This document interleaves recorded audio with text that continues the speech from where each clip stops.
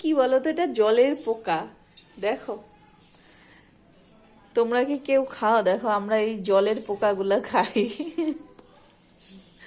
দেখছো, এই জলের পোকা। আর এটা বড় মাছ।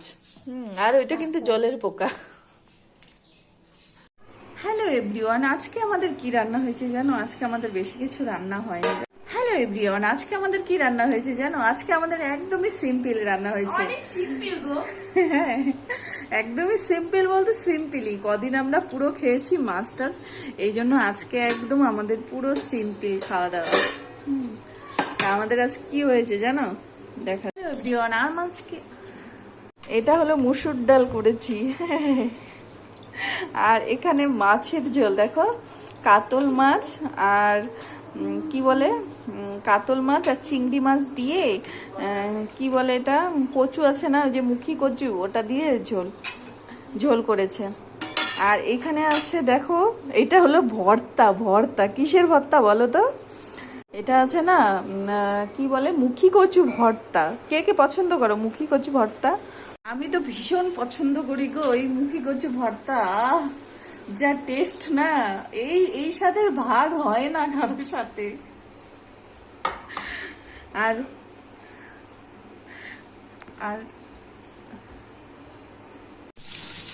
লোকাল পেঁপে।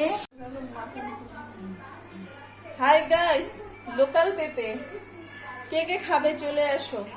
শিলিগুড়িতে না এই লোকাল পেঁপের দাম কত জানো?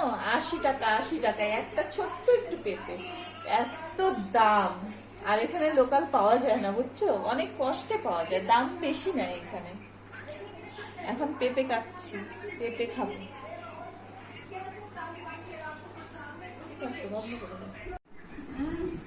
কি স্বাদ লোকাল পেঁপে।